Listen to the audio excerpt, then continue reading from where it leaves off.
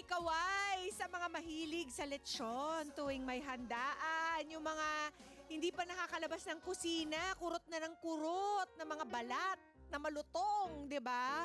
Mga kada, kailangan po marinig ninyo itong ginagawa nilang bagong paluwagan online na kung tawagin ay lechon paluwagan. Nakakatakaman, pakinggan pero hinay-hinay lang po mga kada dahil may mga ilang residente sa Isabela, high blood po ang inabot. Dahil hindi po sa paglalantak ng lechon hindi dahil matapos ma-scam sa lechon paluwagan na yan. Kung ano po ang modus na ito, panoorin niyo po. Na-high blood sa galit ang isang residente sa Malig, Isabela na si Cyril Pastor matapos matangay ang perang ginamit niya sa isang paluwagan na ang pangako, lechon. Ayon sa mga biktima, naengganyo raw siyang sumali dahil sa pagpapromo ng suspect. Bukod kasi sa may palechon, may pangako ring freebies, lalo na kapag early payment. May mga libreng ibang putahe tulad ng mga bilaong pansit o palabok, kakanin at mga Shanghai. Pero noong i-follow up na raw ng biktima ang naturang suspect, puro palusot na raw ang kanyang mga sinasabi. Pinaikot-ikot na raw siya hanggang hindi na raw ito sumasagot sa tawag at text. At hindi lang daw siya ang nag-iisang na biktima di umano ng suspect. Maging ilang mga supplier ng lechon doon na scam din. Ang tanong ngayon ng ating mga kada, ano-ano ang mga legal action ngayon na pwedeng isampa sa suspect? At paano makakaiwas sa ganitong scam? Ang lahat ng yan, masasagot dito lang sa Legally Yours. Kaya mga mommies, mga misis dyan, tutok po dito dahil meron po tayong tutulong. May tutulong po sa atin para maiwasan, magoyo sa paluwagan na yan. At magbigay na rin ng legal advice kung kayo ay na-scam na.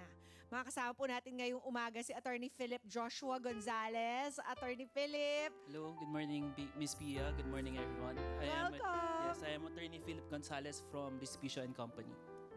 Ayan, attorney, paki-explain nga po, ito pong scam ngayon na lechon paluwagan kung tawagin. Well, ang paluwagan kasi basically it is a contract under Article 1305 of the Civil Code. There is a contract when there is a meeting of minds between two persons whereby one binds himself to another and the other is to give to render service or to give something.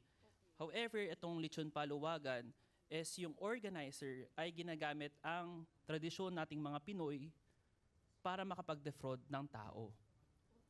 Now, ang ginagawa is, ang promise is you could just give small amounts of money, either weekly or monthly, and then may promise na makaka-receive ka pag kunyari, araw na ng okasyon, makaka-receive ka ng lechon. However, ang catch is wala na-receive na lechon and yung organizer tumakbo na kasama yung pera ho. Okay, attorney, ano ba ang dapat gawin? Katulad ng mga kada nating nagsulat na at inireport ang scam na pangyayari sa kanila, ano ba ang dapat nilang gawin? Well, Dahil hindi na sila sinasagot. 'Di ba? Hindi dumating ang mga pangakong lechon at kung ano-ano pang ulam. Ano ang unang dapat gawin ng isang taong na-scam ng ganito? First thing they can do is to gather all evidence, whether screenshots of conversations, whether you paid through e-wallets or bank payments, and then after you could send a demand letter. Kasi ang debtor is under Article 1169 ho, ang debtor is sorry. Yung debtor yung Yes, yung debtor. Yun yung nagbibigay ng yung pera. organizer. Tama so, ba? Yes, Okay. yung organizer. So, pag magkaka-formally demand lang, pag nag-send na ng demand letter. So, pag ang mangyayari, pag hindi inaksyonan yung demand letter, pwede ka tumakbo ngayon sa barangay. Okay. Kaso, may two instances yun. kung gusto... Is a demand letter necessarily a written one or can it be over text? Kasi mukhang sa text lang naman nangyayari yung mga Yes, sir. Yes, oo, yes, Miss diba? Pia. Yung mga Yes. It can be sent through text as Oh. long as it is the demand formal letter demand. na yon, pwede na yon. Yes, Miss Okay. Pia. And then after that, may two options ang naloko. Either to proceed with the civil case or a criminal case. So, Okay. Ano-ano pong mga kaso ang pwede nilang isampa?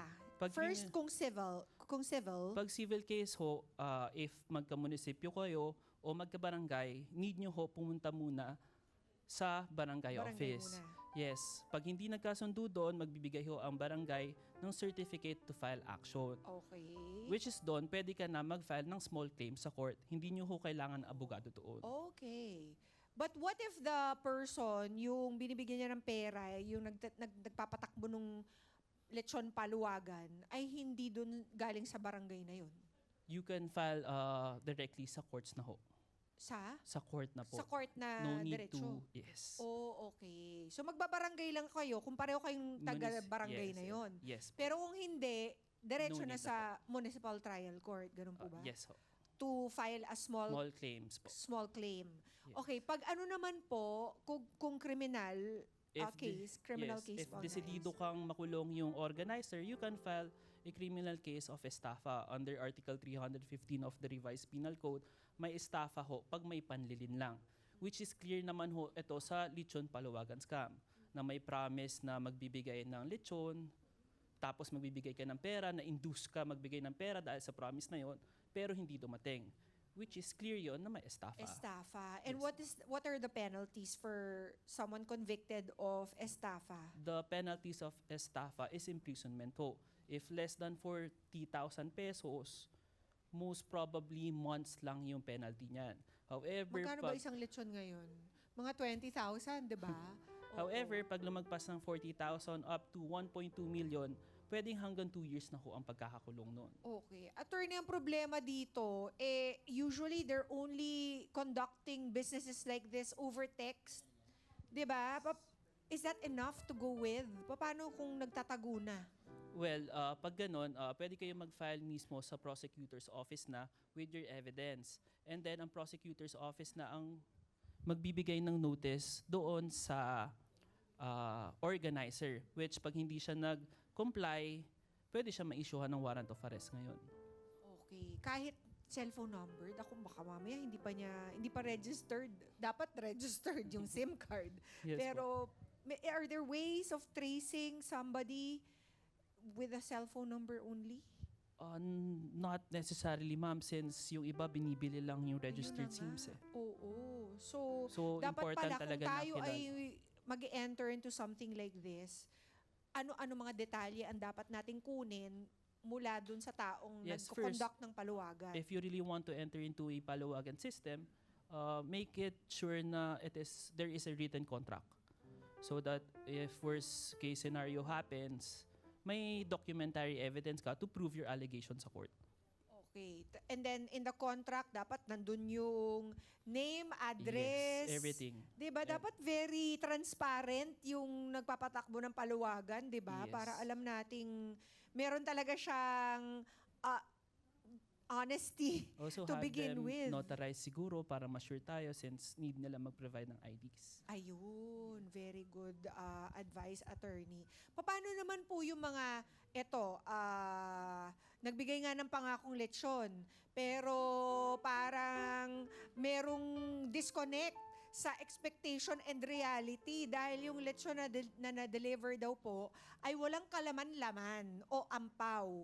At yung mga ilan pang handa ay papanis na. Ano namang klaseng kaso ang pwede natin ihabla dito sa mga ganito mag-operate? Dito ho papasok yung consumer protection rights natin. Under the Consumer Act of the Philippines, strictly prohibited po yung the effective deceptive sales act and yung adulterized food that is harmful to the people ho. Ang penalty ho nito is may pagkakakulong rin ho and pwede rin po ma-issuean ng notice para mapasara yung business. Ayun. Saan po yan fina-file? DTI ho, pwede. DTI. Yes, Okay. Siguro, Additionally, meron din sa civil code if you want the amount of money lang. Oo. Meron nakasulat sa civil code na implied warranty through hidden effects. So ayun, pwede ka mag-file. Pwede nyo po demand gamit yung full refund nung Oo. binayad nyo. Pero mas maganda yung sa DTI. Yes ho. Kasi syempre, ayaw mo nang makabiktima pa ng Yes, iba. tapos makaka-recover ka rin ho ng damages doon. Oo, ito mga taong to. And going online sa DTI can already give you a lot of leads, Yes no, po. attorney? Oo, kaya para po sa mga kada natin, alam natin na panahon ng graduation ngayon, panahon ng handaan, panahon ng pagdiriwang, 'di ba, ng celebration, para hindi mauwi sa inis, sa galit, at minsan kahihiyan dahil yung hinanda mo, panis na pala, or walang laman yung lechon. Ano po ang pwede nyo maibigay na advice, attorney? Well, if it is too good to be true, matic scam na yan eh. So, make sure na wag magpaniwala agad sa mga malalaking promises. Number two, you could go straight to the regulated institutions na lang, like Pag-ibig or anything, para mas secure ka. Kasi pag ginawa mo tong paluwagan system, wala kang habol eh. Ikaw mismo ang maghahabol dun sa nanloko sa'yo. Not like banks, may PDIC, which is my insurance. Number three is, yun nga, better to save na lang on your own. At least, mas save ka pa. Oo, kasi bakit ba binibigay pa nila sa iba yung... Yes, wala rin naman Pwede naman kita. sila mag-save. May interest ba yun Wala, kapag wala. paluwagan? Wala. Wala. So you're just trying to keep yourself honest. Kayo nyo naman yan, mga kada. Huwag nyo na lang, ilayunin nyo, ilagay ninyo sa kasulok-sulukan ng mga closet ninyo, yung pinag-iipunan ninyo ng pera para tamarin kayong kunin at hindi magalaw yung mga perang itinatabi natin para sa isang emergency or special occasion. Kaya maraming salamat, attorney. Thank you, Ms. Pia. Para dito. Or wag na lang kayo maghahanda ng lechon. Yung simple na lamang. Yes po. Diba? Basta naman ma-celebrate natin, ma-congratulate natin yung mga mahal sa buhay natin, diba? For a job well done. I think okay na yun. Salamat, Attorney Philip. Salamat din, Ms. Pia. And para po sa mga kada natin gusto pa ng additional legal advice, please let them know how to get in touch. You could simply search in the Google Respicio and Company. Also, we are also available on TikTok. You can simply message us. Thank you po, Attorney. Have a great day ahead at mga kada, maging mapanuri sa mga sinasalihang paluwagan, lalo na kapag online. Huwag po tayo magpapaloko sa mga malulutong, hindi po na balat na mga pangako. Tandaan, may lechon man o wala sa handaan, mas masayang sineselebrate ang isang okasyon kung walang problemang inaalala. Let's get together. Sunday 25. Sunday 25.